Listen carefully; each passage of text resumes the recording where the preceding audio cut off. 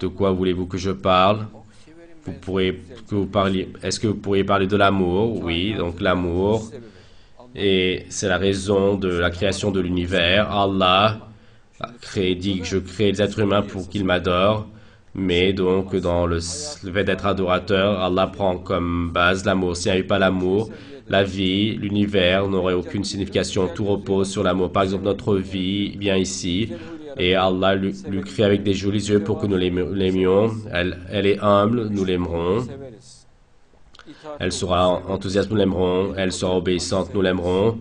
Elle ne fera pas de commérage, nous l'aimerons. Elle sera confidente, nous l'aimerons. Et le système est donc basé sur l'amour. Allah veut cela de nous. Les fourmis les créent donc ordonnées, disciplinées. Et ils marchent donc, ils sont tout propres et reluisants. Et Allah a créé le fait qu'ils ne sont pas sales. Les fourmis sont très propres, ils brillent. Pourquoi? Quel est le but qu'ils soient propres? C'est pour que nous les aimions. Car l'être humain aime la propreté. Regardez, ma vie donc est toute propre comme de la lumière. Qu'Allah lui donne la guidée, Inch'Allah. Et vis-à-vis de l'intérieur de nous, il y a un amour vis-à-vis d'elle. Et elle s'est comportée de manière très aimable. Et elle fait des compliments à tout le monde, elle gagne les cœurs. Qu'est-ce donc que cela? C'est l'amour. C'est l'amour qu'elle montre. Et l'amour, qu'est-ce que cela crée? Cela crée l'amour. Tout de suite, il y a un sentiment de protection qui se crée, un sentiment d'amitié, n'est-il pas, vis-à-vis d'elle? Et pendant toute sa vie, donc qui va l'aimer et qui va être ami pendant toute sa vie, qui veut être donc ami également dans l'au-delà. Il y a un tel esprit qui se développe et Allah apprécie cela. Et notre amour, Allah donc le vit également, il le connaît, car c'est lui qui le crée. Comme il le crée, il le connaît très bien. Par exemple, maintenant ici, il y a des images de bâtiments dans le fond. Et là-bas, une technologie, une science, donc que la science qui apporte. Il y a une atmosphère agréable. Des dizaines de milliers de personnes vivent dans ces édifices et dans des conditions, bonnes conditions. Le chauffage est bon et bien. Et donc l'accès là-bas est facile, la propreté est magnifique et sous tous les aspects, c'est une joliesse. Bien, et donc encore à la base de cela, il y a l'amour. Car quand les bâtiments sont jolis, les édifices sont jolis, les êtres humains là-bas également sont soignés et jolis. Et nous, quand nous entendons l'amour, nous avons de l'amour contre cela, vis-à-vis de cela, et il ou elle a de l'amour vis-à-vis de nous, et tout le monde a de l'amour vis-à-vis de lui ou d'elle. Et donc, Allah nous a créés de manière à apprécier cela. Par exemple, il y a le jardin du paradis, nous aimons les arbres du paradis, et il y a une agréabilité qui vient, une signification. Car s'il n'y avait pas d'amour, alors s'il y avait donc des arbres dans les jardins du paradis, cela n'importerait pas les personnes, même les rivières donc du paradis, cela ne nous importerait pas, même les jeunes enfants du paradis, cela ne nous importerait pas non plus. Les jeunes hommes, les jeunes filles du paradis, il y a de jeunes hommes, il y a les houris du paradis, il y a les maisons du paradis, les coussins du paradis, et donc il y a des tailles dans les coussins du paradis, il y a les coupes du paradis, des vases du paradis, tout ceci est visé pour l'amour. Par exemple, vous habillez chic, propre, cela augmente l'amour, et vous êtes très propre, c'est un élément qui augmente l'amour. Si on parlait sans donc se rappeler d'Allah, il n'y aurait pas d'amour et rien n'aurait une signification, rien. Par exemple, que la personne a mis des habits, qu'il ait mangé, et qu'il y ait de jolis édifices, tout perdrait sa signification, tout finirait. Et il ne resterait plus de signification à la joie, à l'amour, ni à la vie. Et tout est joli avec Allah. Et tout est joli en aimant Allah. Et si tu n'aimes pas Allah, si tu ne crois pas en Allah, de toute manière, tu vas disparaître et tu penses que tu as été créé pour sans objectif. Quel cauchemar, quel effroi. Et il est venu par hasard, qu'Allah nous en garde. Donc, il voit les gens comme des créatures.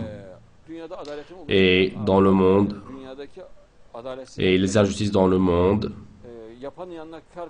et ils croient que ce qui les applique, cela va rester un bénéfice pour eux, et ils pensent qu'il ne va pas venir pour l'infini, et il est convaincu qu'il va disparaître, et il croit que l'univers est un cauchemar, et une personne délirait dans une telle vie, ce n'est pas vivable, il n'y aurait pas une telle vie, Pour cette raison, vu qu'on ne peut pas vivre sans foi, Allah, le Coran, la Torah, l'Évangile et les autres livres les révèlent.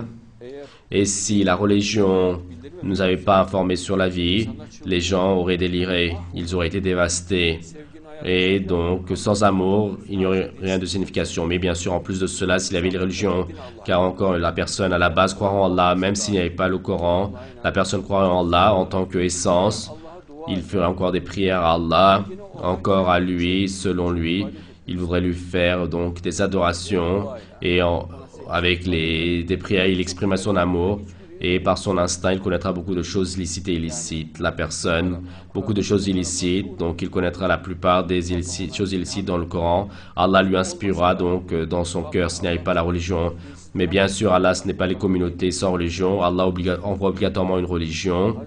Et toujours depuis le prophète Adam, de manière régulière, il a envoyé des religions. Mais quand la religion vient, la personne croit que la religion fera de la souffrance à l'être humain. Donc que les femmes seront mises dans des sacs, que son nez et sa bouche seront coincés, que son plaisir s'en ira, qu'on empêchera de s'habiller, que le fait qu'elle soit soignée sera empêché, que les garçons seront écrasés, donc de la torture pure, et que jour et nuit, qu'on vivra donc dans la souffrance. Ils sont dans une telle mentalité. Allah, alors qu'Allah veut que nous soyons très à l'aise, heureux, simplement adorez-moi, faites-moi des prières, aimez-moi, dit Allah, et moi je vais vous aimer, c'est tout. Et donc Allah dit, donc si Allah vous faisait souffrir, qu'est-ce que cela changerait? Et Allah dit, je n'apprécie pas donc les châtiments, je ne les voudrais pas, je voudrais que vous soyez heureux, mais je veux que vous remerciez, et je veux que vous m'appréciez, et ne faites pas celui qui n'est pas reconnaissant. Ayez une belle attitude, donc, et soyez aimable, plein d'amour, et que je transforme la terre pour vous en paradis, que votre au-delà je fasse le paradis. Et dans le cas contraire, je amènerai de la souffrance. Et si vous éloignez de moi, moi je m'éloignerai de vous. Si vous asseyez avec moi, moi aussi je m'assoirai avec vous. Et qu'Allah nous en garde. Et donc si vous me défiez, je vous écraserai. Inch'Allah. Et Allah le Très-Haut, et a on ne peut plus raison. Et il dit donc la vérité pour l'infini. Et certes, manquer de reconnaissance, c'est quelque chose d'effroyable. À la fois, tu vas manger la pomme apportée par Allah, la poire, le raisin, l'orange, tout type donc de fruits, tout type de légumes. Regarde les jolies mères, regarde les jolies personnes. Et ensuite, tu vas dire que donc tout ceci s'est produit par hasard. Et alors qu'il sait, il a cru, alors qu'il a une conviction sincère. C'est rien qu'à cause donc de l'orgueil, de la fierté, ni cela, mais bien sûr à ce moment-là, donc lui dans son gosier, il prend donc sa lumière, il enlève l'amour, la joie à l'intérieur de lui, son enthousiasme, et la personne donc reste ainsi. Regardez, ma joliesse est venue, par exemple j'ai de la compassion, de l'amour, et elle crée un enthousiasme chez moi, et elle également donc vit donc l'enthousiasme d'être aimée. Qu'elle nous en garde, s'il n'y avait pas d'amour, elle souffrirait beaucoup ici. Cet invité n'est-il pas? Donc cela se fait. Parfois ils prennent mes jolies vies, mes invités dans certains endroits, et ils font travailler ces enfants jusqu'au soir. Il n'y a pas d'amour, il n'y a pas de compassion, il n'y a pas de miséricorde, il n'y a pas de protection, le fait de les entraider comme si c'était des esclaves. Et donc, que deviendra-t-elle là-bas, elle? Que deviendra-t-elle? C'est-à-dire, quel est le but de la vie? Là-bas, elle souffre.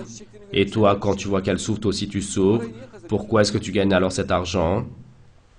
N'est-il pas? Quel est ton but si tu vas souffrir autant? L'argent apportera l'amour.